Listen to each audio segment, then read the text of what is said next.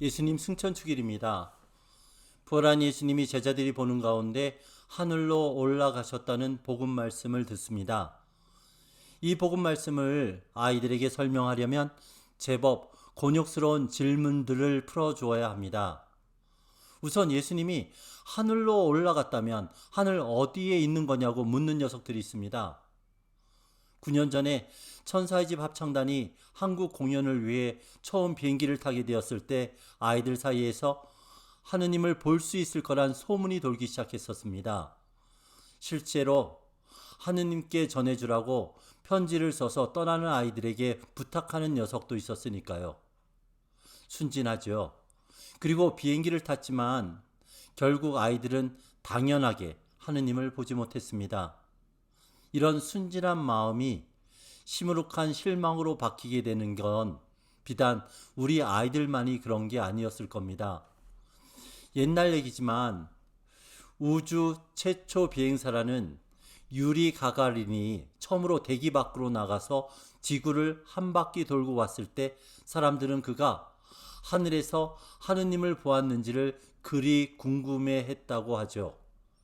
그리고 그런 사람들에게 가가린은 하늘에 올라갔더니 하느님은 없었다라는 말을 남겼습니다. 순진함과 실망이 얽혀 있었을 그때의 사람들 얼굴이 그려집니다. 꼭 그런 순진한 실망 속에 있는 우리 아이들에게 승천을 어떻게 설명해 주는 게 좋을까요? 흔히 옛 신학자들이 쓰던 방식대로 실망하는 아이들에게 하늘은 이보다 더 높은 곳이라고 대충 얼버무렸던 적도 있었습니다. 하지만 이제 조금 더 자란 아이들이라서 대충 얼버무릴 수가 없으니 하늘에 오르신 예수님이 어디에 계시는지를 좀 더 설득력 있게 이야기해 줘야만 합니다. 그러려면 일단 아이들이 생각하고 있는 오해부터 바로 잡아 주어야 합니다.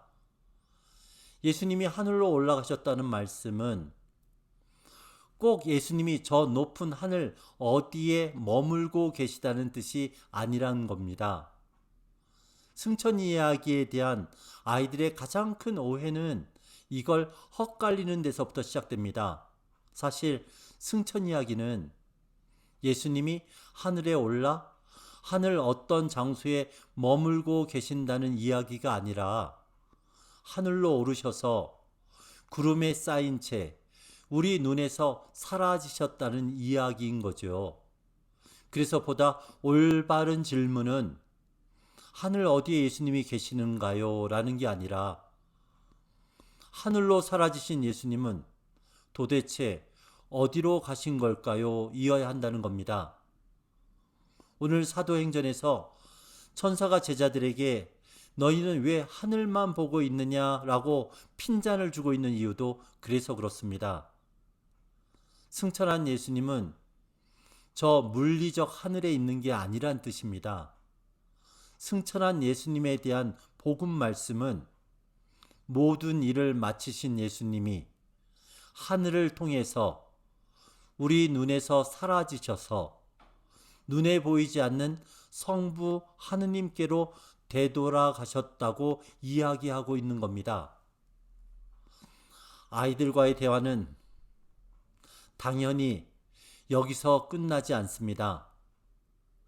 예수님이 하느님께로 돌아가셨다면 이제 하느님은 어디 계신 거냐고 이어서 물을 수밖에 없겠죠. 여기서부터가 난감하고 큰 일이 시작됩니다. 하느님이 어디 계시냐는 물음은 결코 논리적으로 설명되는 영역이 아니라 살아온 자신의 체험을 동반해야만 하는 영역이기 때문입니다. 물론 교리서에서 나오는 대로 하느님은 세상 모든 곳에 계시는 거야 라는 말로 마무리 지을 수도 있겠죠. 하지만 뜬금없이 하느님이 모든 곳에 계신다 라는 말은 마치 어느 곳에도 없다는 말처럼 느껴질 수 있습니다. 교리서를 읽었을 때 제 마음이 그랬으니까요.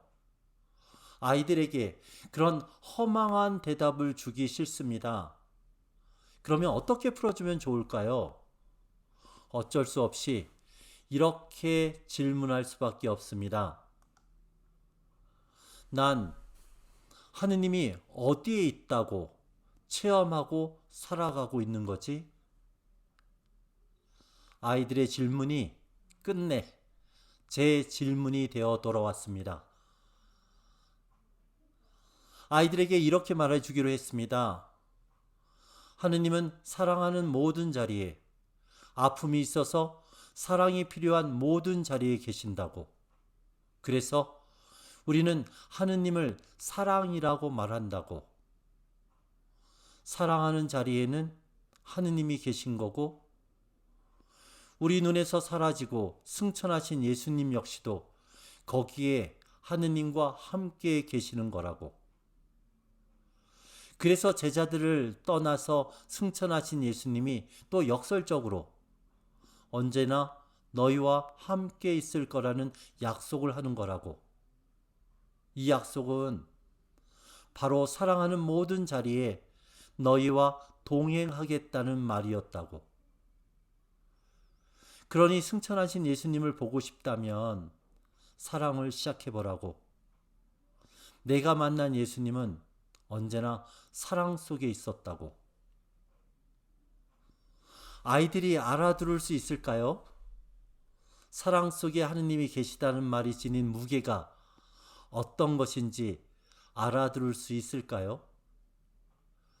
사랑 속에 예수님이 동행한다는 말이 지닌 설렘과 무게를 알아듣기엔 아직 어리겠지요. 죽기까지 사랑하셨던 십자가의 예수님과 동행하는 일이 우리가 지닌 사랑의 무거움이란 걸 알아들을 수 있으려면 좀 더 자라야 할 것 같습니다. 그래도 지저분한 욕심들을 감춰놓고 거들먹거리는 사랑이나 자신의 이권과 인정 욕구에 허덕이는 세상 사람들의 사랑을, 자신의 구차함을 변명하기 위한 사랑들이나 신앙과 은총이란 명목으로 교묘하게 자신의 욕심을 채워가는 그런 사랑과 하느님이 깃든, 하느님이 머무시는 그 사랑이 어떻게 다른 것인가 정도는 구분할 수 있는 아이들로 자랐으면 좋겠습니다. 승천축일, 예수님의 승천을 아이들에게 설명하려고 애쓰다 보니 예수님이 오르신 하늘이 우리 가운데 있는 사랑의 자리라는 사실을 되새기면서 내 사랑의 무게에 대해서 또 그 맑음에 대한 성찰을 하게 되었습니다. 아이들 덕분에 삶과 생각들이 세세해져 가나 봅니다. 다음 달에 또 다시 뵙겠습니다.